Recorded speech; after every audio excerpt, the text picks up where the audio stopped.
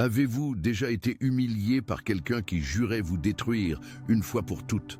Avez-vous déjà senti le poids d'une trahison si profonde qu'il semblait impossible de respirer? Alors, restez ici, car ce que je vais vous révéler va complètement changer la façon dont vous voyez chaque blessure que vous portez. Ils ont ri, ils ont célébré, ils ont cru avoir gagné. Mais ce qu'ils ignoraient, c'est qu'en vous attaquant, ils n'ont rien éteint. Ils ont allumé un feu qui n'appartient pas à ce monde. Et ce feu est maintenant hors de leur contrôle. Vous n'avez pas survécu à ce que vous avez vécu par chance. Vous avez été forgé. Et aujourd'hui, je vais vous montrer exactement comment cela fonctionne. Pourquoi le délai de la justice n'est pas un abandon. Et ce qui se passe spirituellement pour ceux qui vous ont blessé pendant que vous regardez ceci. Restez jusqu'à la fin, car il y a une révélation à la conclusion de cette vidéo qui fera que tout s'assemblera d'une manière que vous n'avez jamais vue auparavant. Commençons par le début. Imaginez une scène que beaucoup en France connaissent par cœur. Vous êtes dans une situation de vulnérabilité. Cela pourrait être au travail, dans une famille dysfonctionnelle, dans une relation qui semblait être de l'amour, mais qui était du contrôle. Et quelqu'un qui était censé être à vos côtés choisit de vous humilier devant les autres, dans votre dos, avec des mots, avec le silence, avec la trahison. Et la sensation qui reste est celle-ci. Pourquoi moi? Pourquoi à moi? Ce n'est pas de la faiblesse, c'est de l'humanité. Ressentir cette douleur est le premier signe que vous avez encore un cœur. Et c'est précisément ce cœur qui va être au centre de tout ce que je vais vous expliquer maintenant. Il existe une loi spirituelle qui traverse toutes les traditions, toutes les religions, tous les peuples. Elle n'est liée à aucune dénomination spécifique. Elle est écrite dans la structure de l'univers. Et cette loi dit ceci. Ce qui a été envoyé pour détruire l'élu revient amplifié à l'expéditeur. Ce n'est pas de la vengeance, c'est de la physique spirituelle. Tout comme dans la nature, lorsque vous comprimez trop un ressort, il ne disparaît pas. Il accumule de l'énergie. Et lorsqu'il se relâche, il part avec tout. Attention, vous devez vous préparer maintenant. J'ai préparé un contenu exclusif pour ceux qui sentent qu'ils ont été mis à part pour quelque chose de plus grand, mais vivent entourés de bruit, de distractions et de surcharge mentale.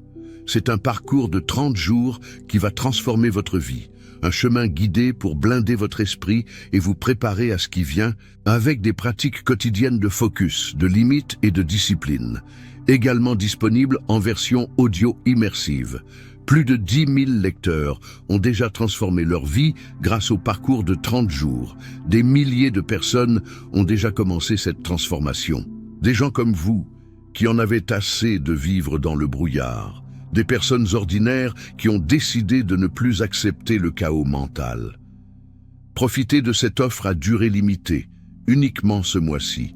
Accédez à votre lien juste en dessous, dans le commentaire épinglé. Ce qu'ils vous ont fait, c'est comprimer un ressort qu'ils n'avaient pas la capacité de retenir. Mais allons plus loin maintenant. Parce que j'ai besoin que vous compreniez quelque chose qui va bien au-delà du domaine spirituel. Cela trouve même un écho dans la science du comportement humain. Il existe un concept en psychologie appelé croissance post-traumatique. Il a été étudié par les chercheurs américains Richard Tedeschi et Lawrence Calhoun dans les années 90. Et ce qu'ils ont découvert va à l'encontre de tout ce que la culture populaire nous enseigne sur la douleur. La théorie dit que les personnes qui traversent des expériences traumatiques sévères, lorsqu'elles ont un soutien interne et qu'elles redonnent un sens à l'expérience, ne reviennent pas seulement à leur état antérieur. Elles le surpassent. Elles émergent avec une capacité émotionnelle, intellectuelle et spirituelle qui n'existait pas avant le traumatisme. En d'autres termes, la science prouve que le feu qui a tenté de vous consumer peut être exactement ce qui vous transforme en or.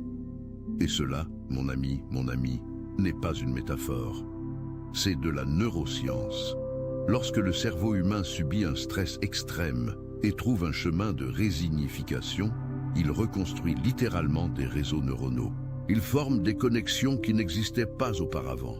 La personne qui émerge de ce processus n'est plus la même. Elle est plus forte, plus perspicace, plus difficile à briser.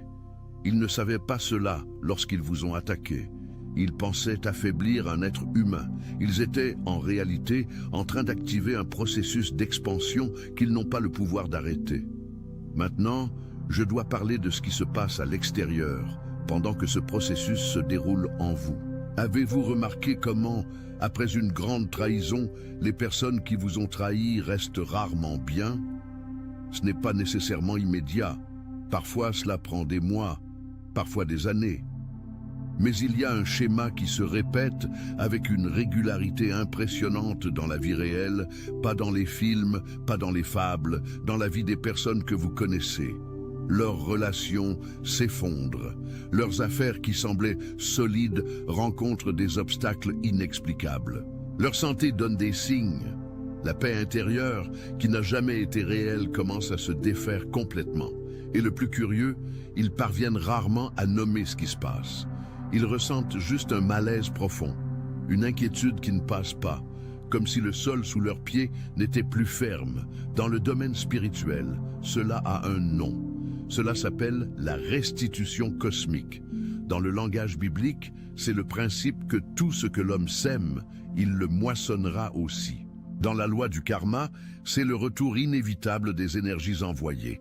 En physique quantique, c'est la loi de la conservation de l'énergie. Rien ne se perd, tout se transforme et retourne au point d'origine.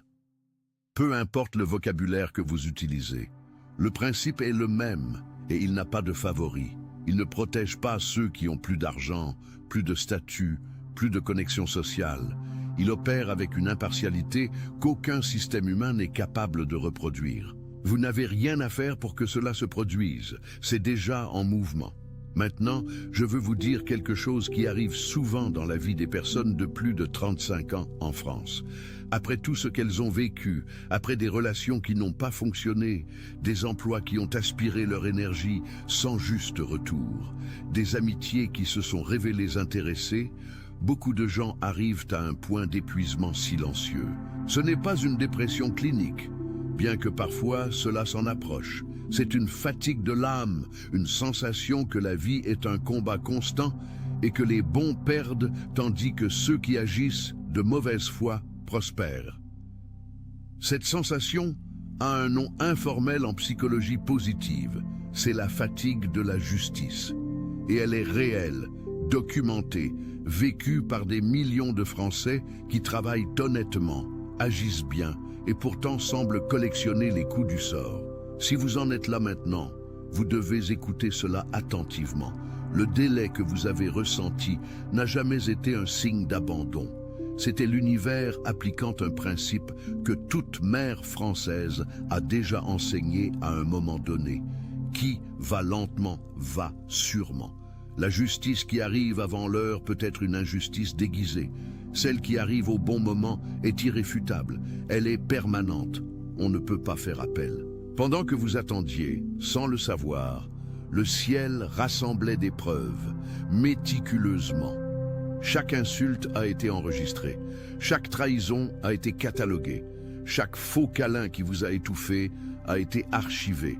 Il existe un tribunal cosmique où il n'y a pas de juge qui puisse être acheté, pas de témoin qui puisse être contraint, pas d'avocat qui puisse déformer les faits.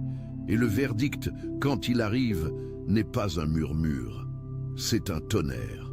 Mais je veux aller encore plus loin, car il y a une couche dans cette histoire que la plupart des gens ne voient pas. Lorsque quelqu'un vous attaque avec une cruauté qui va au-delà de l'ordinaire, lorsque la persécution semble disproportionnée par rapport à ce que vous avez fait, lorsque l'intensité de leur haine n'a pas d'explication rationnelle, vous devez comprendre une chose. Leur guerre n'a jamais été contre votre personnalité.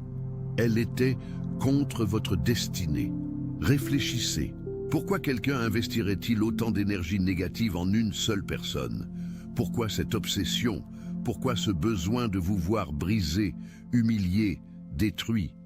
Les personnalités ordinaires ne génèrent pas ce niveau de réaction. Il y a quelque chose en vous qui active, dans leur inconscient, une menace existentielle. Et cette menace est à la mesure de ce que vous portez. C'est de la théologie pratique, mais c'est aussi de la psychologie sociale. Les personnes qui portent une destinée forte, une mission claire, une présence qui transforme l'environnement autour d'elles, génèrent des réactions intenses. Positives chez certains, négatives chez d'autres. Ceux qui agissent avec leur propre lumière dérangent ceux qui vivent de l'ombre des autres.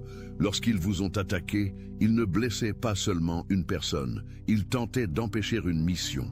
Et toute tentative de saboter le destin de quelqu'un qui a été envoyé est, en réalité, une déclaration de guerre contre la source qui l'a envoyé. Et cette source ne perd pas de guerre. Pensez à Moïse. Homme bègue, fugitif, élevé dans une maison qui n'était pas la sienne, portant une identité qui l'a presque détruit de l'intérieur. Pharaon l'a méprisé. Il a trouvé ridicule l'idée que cet homme représentait quelque chose de plus grand. Le résultat, la civilisation la plus puissante du monde antique a été mise à genoux non pas par des armées, mais par le poids spirituel d'un destin qui ne pouvait être arrêté. Pensez à Joseph, vendu par ses propres frères, jeté dans un puits, réduit en esclavage, emprisonné injustement. Chaque coup semblait confirmer qu'il avait perdu. Mais chaque coup était, en réalité, une marche invisible d'un escalier qui montait alors qu'il semblait descendre. Quand le temps est venu, il n'est pas seulement sorti de prison, il est devenu le deuxième homme le plus puissant d'Égypte. Et les mêmes frères qui s'étaient moqués de lui sont venus se prosterner. Ce n'est pas une histoire ancienne gardée dans une page jaunie, c'est le schéma qui se répète. Il s'est toujours répété, et il se répète maintenant dans votre vie. Je vais vous poser une question directe, et je veux que vous vous arrêtiez une seconde avant de répondre. Lorsque vous pensez aux personnes qui vous ont le plus blessé, que ressentez-vous aujourd'hui? De la colère? Peut-être encore. De la rancœur? Probablement. Mais il y a autre chose, un désir silencieux que la justice existe vraiment, que l'univers ne soit pas indifférent, que la manière dont on agit compte. Ce désir n'est pas de la faiblesse, c'est de la foi. Et la foi est la substance la plus subversive qui existe, parce qu'elle agit même lorsqu'il n'y a pas de preuves visibles. Elle insiste sur la réalité de ce que l'on ne peut pas encore voir. Et c'est précisément cette insistance qui vous maintient debout, tandis qu'ils attendent votre chute. Mais il y a plus. Ce désir que vous portez, ce besoin que la justice existe, est aussi un signe de qui vous êtes. Les personnes sans destinée s'importent rarement autant de la justice. Celui qui est appelé à quelque chose de plus grand ressent dans son âme l'indignation face à l'injustice parce qu'il porte en lui le code de ce que le monde devrait être. Vous n'êtes pas seulement une victime qui veut se venger. Vous êtes un porteur de modèle. Et c'est pour cela que l'injustice vous fait plus mal qu'aux autres. Pas parce que vous êtes plus faible, parce que vous avez été fait pour un modèle plus élevé. Maintenant, parlons de quelque chose que beaucoup de gens ignorent dans ce cheminement, le rôle du silence. En France, nous avons grandi dans une culture qui valorise la réponse immédiate, rendre l'appareil, ne pas laisser passer, et il y a des contextes où cela est absolument nécessaire. Mais il existe un type de silence qui n'est pas de l'omission. C'est une arme de précision. Gandhi n'a pas détruit l'Empire britannique avec des cris. Il l'a détruit avec une quiétude que l'ennemi ne savait pas interpréter. Martin Luther King n'a pas abattu l'apartheid racial américain avec la violence. Il l'a abattu avec une dignité si intacte qu'elle a fait paraître la brutalité du système pour ce qu'elle était, un aveu de faiblesse. Rosa Parks n'a pas fait de discours, elle est juste restée assise. Et cet acte simple de rester là où elle avait le droit d'être a ébranlé des structures qu'aucune confrontation directe n'avait réussi à bouger pendant des décennies. Leur silence n'était pas de la soumission. C'était l'arme la plus sophistiquée disponible. Chaque fois que vous avez opté pour la paix au lieu de la riposte, chaque fois que vous avez avalé la réponse que vous aviez sur le bout de la langue et que vous avez choisi d'avancer avec dignité, vous produisiez des preuves. ligne par ligne, témoignage par témoignage, dans le registre le plus fiable qui existe. Et il y a quelque chose de plus pratique encore. Lorsque vous ripostez, vous vous mettez à leur niveau. Vous placez le conflit sur leur terrain où ils ont de l'expérience et du confort. Lorsque vous restez dans un silence stratégique, vous les forcez à opérer sur un territoire qu'ils ne connaissent pas, la guerre spirituelle. Et sur ce terrain, vous n'êtes pas seul. Mais attention, car il y a ici un point qui peut prêter à confusion. Le silence stratégique ne signifie pas la passivité. Cela ne signifie pas que vous devez tout accepter en silence, que vous ne devez jamais établir de limites, que vous devez vous soumettre à toute cruauté au nom d'une spiritualité supposée. Ce n'est pas de la spiritualité, c'est un trauma déguisé en vertu. Il existe une différence profonde entre le silence de l'opprimé qui n'a pas de voix et le silence de loin qui sait que la bataille est déjà gagnée dans une autre dimension. Le premier naît de la peur, le second naît de la certitude. Comment savez-vous lequel est le vôtre? Parce que vous ressentez lorsque vous restez silencieux. Si c'est un soulagement, c'est de la stratégie. Si c'est un étouffement, il est temps de parler, de bouger, de chercher de l'aide. Dieu ne demande pas que vous soyez détruits en silence. Il demande que vous fassiez confiance à la bataille qu'il mène pour vous pendant que vous prenez soin de votre santé, de votre esprit, de votre destinée. Nous devons parler de la transmutation, parce que ce concept est le cœur de tout. Transmuter, ce n'est pas seulement surmonter. Surmonter, c'est laisser la douleur derrière soi. Transmuter, c'est utiliser la douleur comme carburant pour créer quelque chose qui n'existerait pas sans elle. C'est la différence entre un champ qui a été brûlé et devient aride, et un champ qui a été brûlé et devient plus fertile qu'avant. Dans la garrigue méditerranéenne, il existe un phénomène appelé le feu écologique. Le feu détruit la végétation sèche, cela semble une catastrophe, mais il libère les nutriments emprisonnés dans le sol, élimine les parasites, stimule la régénération d'espèces qui ne germent que dans la chaleur.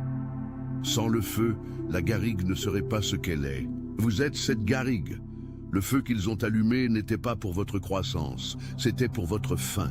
Mais l'univers a une logique plus sage que les intentions humaines. Et ce qui a été envoyé comme destruction s'est converti en condition pour votre floraison la plus extraordinaire. Les histoires qui inspirent le plus en France et dans le monde ne sont pas celles de personnes qui ont tout eu facile. Ce sont celles de personnes qui sont allées au fond du puits et y ont trouvé une ressource que la surface n'aurait jamais révélée. Ce sont ces histoires qui restent, ce sont ces vies qui inspirent des générations. Votre histoire est en train de s'écrire maintenant. Et ce n'est pas une histoire de survie, c'est une histoire de transmutation. Je vais vous parler d'un principe spirituel présent dans presque toutes les traditions. Le principe du renversement divin. Dans la théologie chrétienne, c'est l'idée que ce que l'ennemi a planifié pour le mal, Dieu le transforme en bien. Dans la philosophie taoïste, c'est le concept selon lequel l'extrême du yang se convertit en yin, que le fond du puits est le point d'inversion. En physique quantique, c'est la loi du renversement anthropique qui dit que les systèmes en apparence, en train de s'effondrer, peuvent sauter vers un état d'organisation supérieure. Le renversement divin signifie que le point le plus bas de votre trajectoire n'était pas la fin, c'était le point d'inflexion, le moment où la direction change.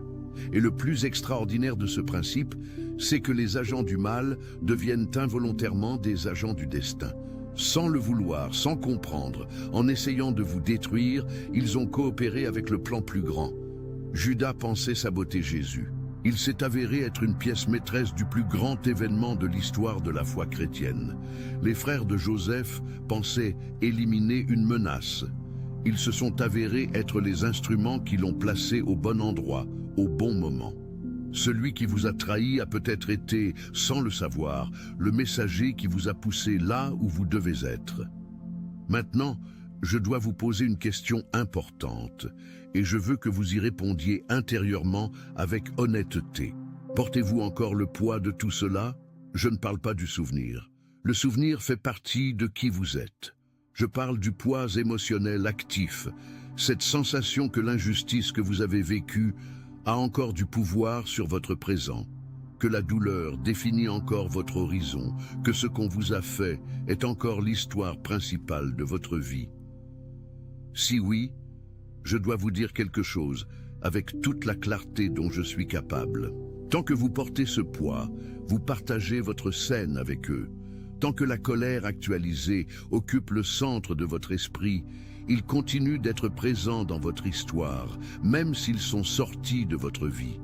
Et c'est exactement ce qu'ils voulaient. Continuez à vous contrôler même à distance. Lâcher prise, ce n'est pas pardonner dans le sens de dire que ce qu'ils ont fait était juste. Ça ne l'était pas. Ça ne le sera jamais. Lâcher prise, c'est retirer la caméra de leur scène et la pointer vers votre propre histoire. C'est dire, ce qui est arrivé ne me définit pas. Ce que j'en fais, si. Ce n'est pas facile. Et cela n'arrive pas en une nuit d'introspection. C'est un processus. Parfois vous avez besoin d'aide, un thérapeute, un pasteur, un mentor, un groupe de soutien. Il n'y a pas de médaille à lutter seul, il y a de la sagesse à savoir quand demander du renfort. Mais le premier pas est intérieur. C'est la décision que vous serez le protagoniste de votre propre histoire, et non le personnage secondaire de la leur. Il y a une scène que je veux que vous imaginiez. Imaginez qu'il existe un tribunal, pas humain, sans toge, sans bureaucratie, sans possibilité de corruption. Un tribunal où chaque action a été enregistrée avec une précision qu'aucune caméra humaine ne peut capturer. Chaque intention, pas seulement chaque acte, chaque mot dit dans l'ombre, chaque faux sourire, chaque plan articulé contre vous dans le silence de 4 murs. Maintenant, imaginez que vous n'avez pas besoin de présenter de preuves. Vous n'avez besoin d'engager personne. Vous n'avez pas besoin de vous défendre avec éloquence. Parce que celui qui préside ce tribunal sait déjà tout. Il a toujours su. Votre seule tâche a été de continuer à avancer, de continuer à être qui vous êtes, de continuer à traiter les gens avec la dignité qu'ils ne méritent, parfois pas, mais que vous offrez parce que cela fait partie de qui vous êtes. Et chaque pas que vous avez fait dans cette direction a été archivé. Chaque choix pour la paix quand vous aviez raison pour le conflit. Chaque fois que vous avez opté pour l'intégrité quand la malhonnêteté aurait été plus facile. Chaque fois que vous êtes resté silencieux quand vous auriez pu détruire des réputations avec la vérité que vous connaissez. Tout cela est un témoignage. Et il est dans le dossier. Le verdict n'a pas besoin d'être exécuté par vous. Vous n'êtes pas l'huissier de justice. Vous êtes la partie qui avait raison. Et l'exécution de la sentence est déjà en cours. Je veux parler de quelque chose qui arrive dans la vie des élus et que peu de gens ont le courage de nommer la solitude du destin. Lorsque vous portez quelque chose de grand en vous, tout le monde ne peut pas rester à vos côtés. Pas parce que vous êtes arrogant, mais parce que la fréquence que vous émettez commence naturellement à filtrer les présences autour de vous. Certains s'éloignent parce qu'ils ne peuvent pas suivre. D'autres s'éloignent parce que votre lumière expose quelque chose en eux qu'ils préfèrent garder dans l'obscurité. Et cela fait mal, surtout pour ceux qui ont un grand cœur, qui aiment sincèrement, qui donnent d'eux-mêmes sans rien demander en retour. La solitude du destin est l'un des prix les plus élevés que l'élu paie. Mais cette solitude a une fonction. Elle crée l'espace nécessaire pour que les bonnes personnes entrent, pas celles qui sont venues par convenance, mais celles qui viennent par connexion réelle. Pas celles qui sont restées quand c'était facile, mais celles qui apparaissent quand c'est difficile. Et il y a quelque chose de plus profond encore. Les moments de plus grande solitude dans la vie des élus ont toujours été les antécédents immédiats des plus grands tournants. Moïse était seul dans le désert quand le buisson a pris feu. Élie était seul dans une grotte quand la voix douce l'a trouvé. Jésus a passé 40 jours seul avant de commencer le ministère qui a changé l'histoire. La solitude que vous avez vécue n'était pas une punition, c'était une préparation. Maintenant, je dois ajouter quelque chose que beaucoup de gens omettent quand ils parlent de spiritualité. Le processus de reconstruction n'est pas linéaire. Il y a des jours où vous vous réveillez et vous sentez que vous avez tout surmonté. Le cœur léger, l'esprit clair, la certitude que le pire est derrière vous. Et il y a des jours où une musique, une odeur, une situation banale vous ramène à cette douleur, avec une intensité qui semble contredire tout le progrès que vous avez fait. Ce n'est pas une rechute, c'est le processus réel de guérison. La psychologie appelle cela le traitement en spirale. Vous ne surmontez pas une douleur en ligne droite. Vous y revenez par couches, chaque fois avec un peu plus de distance, un peu plus de perspective, un peu plus d'outils pour y faire face. Chaque fois que vous y retournez et que vous pouvez traverser ce souvenir sans être détruit par lui, vous prouvez à votre propre système nerveux que vous avez survécu. Et cette preuve s'accumule. Alors, quand vient ce jour difficile, quand la douleur revient d'une manière que vous pensiez avoir surmontée, n'interprétez pas cela comme un signe que vous avez échoué. Interprétez-le comme un signe qu'un nettoyage plus profond est en cours. Les couches les plus difficiles sont les dernières à être traitées. Et quand elles partent pour de bon. Le processus n'est pas beau, mais le résultat est permanent. Il y a encore une chose qui doit être dite, et je l'ai gardée pour ce moment parce que cela n'a de sens qu'après tout ce qui a été construit jusqu'ici. Il existe un danger silencieux dans le cheminement de l'élu dont peu de gens parlent, l'identité de victime. Lorsque vous avez traversé quelque chose de très douloureux, surtout lorsque l'injustice était réelle et documentée, il existe une tentation inconsciente de s'accrocher à ce récit. Parce qu'il explique tout, il justifie les limitations présentes. Il donne un nom à la douleur. Et d'une certaine manière, il offre une identité qui semble plus sûre que l'inconnu de ce qui vient après. Mais voici le problème. Tant que vous vous définissez principalement par ce qu'on vous a fait, vous donnez le pouvoir de votre histoire à ceux qui vous ont blessé.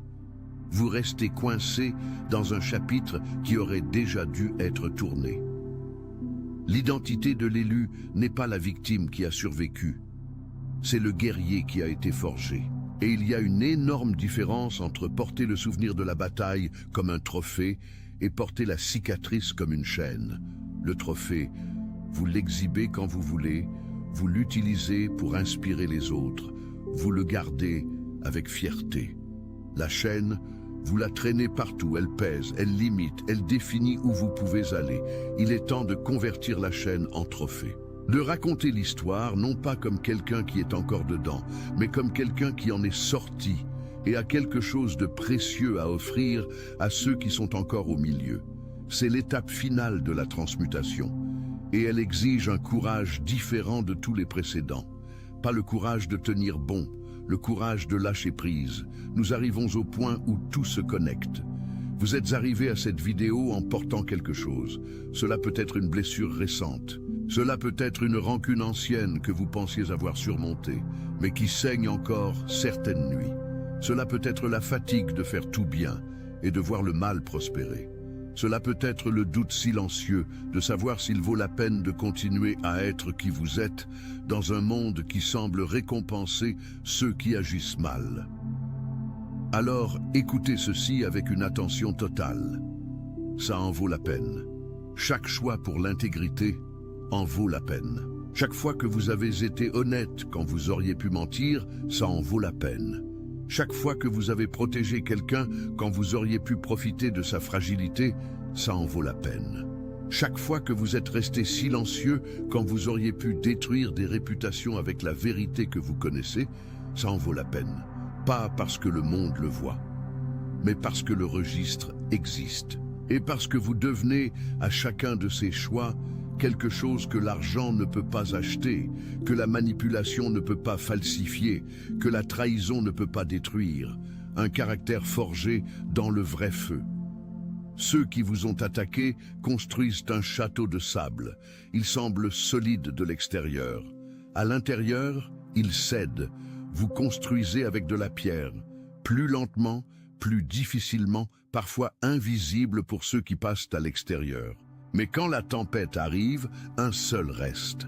Avant de conclure, je dois vous parler de ce qui vient après le tournant. Parce que le tournant va arriver, ou il est déjà arrivé et vous ne l'avez pas encore reconnu parce que vous vous attendiez à ce qu'il soit différent, plus dramatique, plus visible. Parfois le tournant ne vient pas comme un grand événement, il vient comme un matin où vous vous réveillez et vous réalisez que la douleur n'est plus la première chose que vous ressentez. Il vient comme une conversation où vous vous rendez compte que vous avez parlé de votre avenir sans mentionner le passé. Il vient comme un regard dans le miroir où vous reconnaissez quelqu'un qui est passé par le feu et en est sorti avec plus de définition, pas moins. Quand le tournant arrivera, il y aura une tentation naturelle de l'utiliser comme une victoire contre ceux qui vous ont blessé, d'envoyer le message implicite ou explicite. Vous voyez, j'ai gagné.